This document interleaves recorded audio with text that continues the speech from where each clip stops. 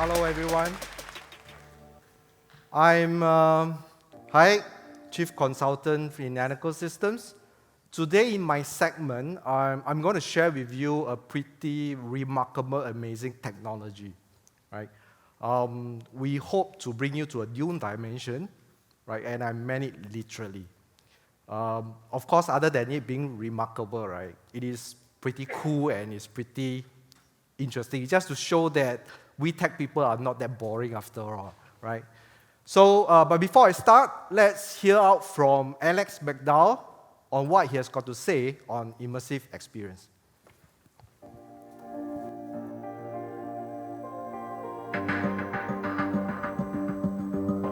World building exists at the intersection of design, technology, and storytelling.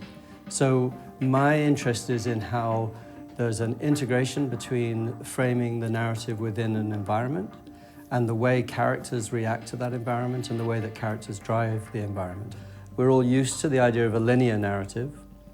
World building really starts with the non-linear, with the idea that everything has an influence on everything else.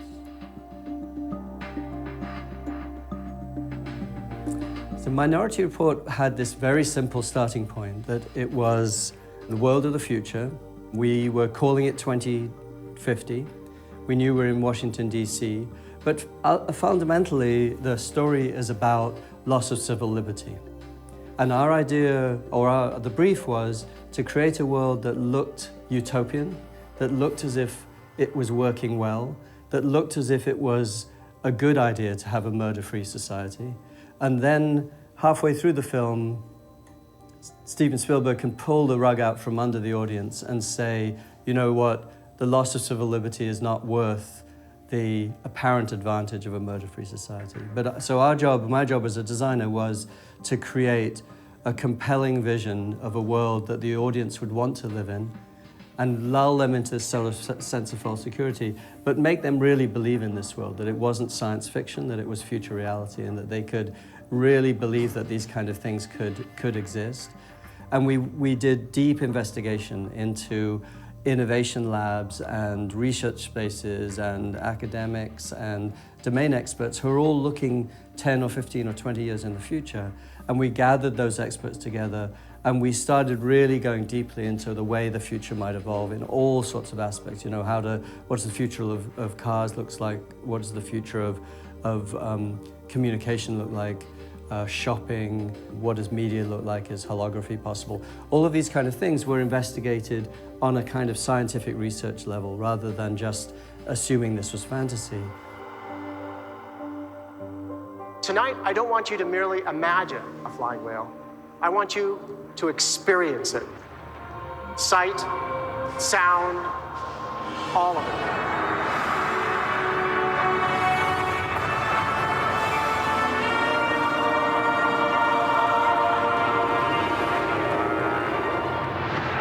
Virtual reality is a fully immersive space, and it has a very immediate emotional engagement with the audience. And so there is certainly huge possibilities in game and in different kinds of narrative that could be entertainment. But in augmented reality, where you're really laying a new sort of virtual set of elements and artifacts over the real world, that starts changing into something that looks like a completely new way of looking at education, a completely new way of looking at the social space, at investigating and prototyping the future, at how we navigate, how we communicate.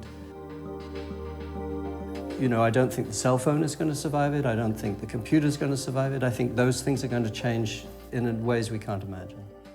Before your imagination starts to run wild, right? There's no whale floating above you, right? So anyway, back to immersive technology. Immersive experience, right, is something that probably is not new to every one of us here. It is something that you have experienced it, but mostly in the cinema. Minority Report was done in 2002, right? And from then till now, you can see how it has progressed from whatever that it was up to maybe the more recent Avatar. If you have gone and watched in a 3D, you probably would have experienced that. It is pretty amazing.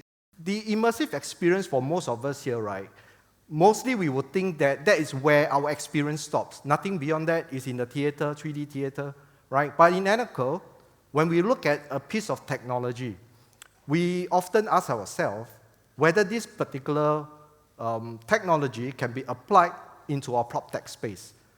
So for immersive experience, we're going to do the same thing. Let me roll back to 2017.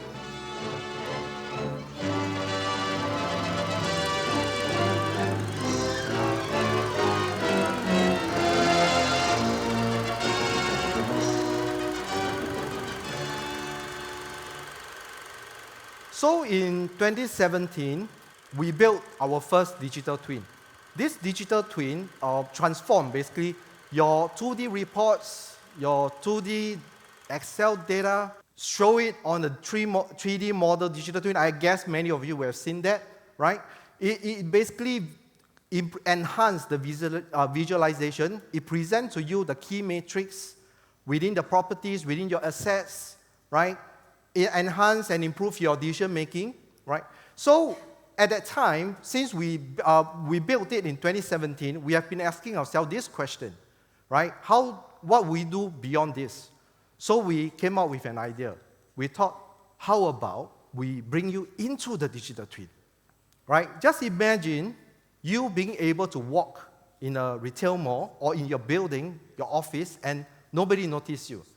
This is what immersive technology can help you to do, right? But we got to think to ourselves, right? What do we achieve by walking in the mall? I think we can achieve a lot more.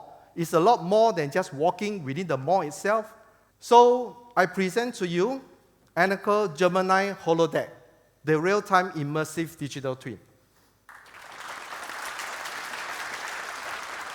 To build this immersive digital twin, what do you actually need? All you need, firstly, is the stereo camera. A stereo camera is basically a camera that has multiple lenses capturing one single object from different perspectives to give the perception of depth, right, within the images. So stereo cameras are pretty common nowadays.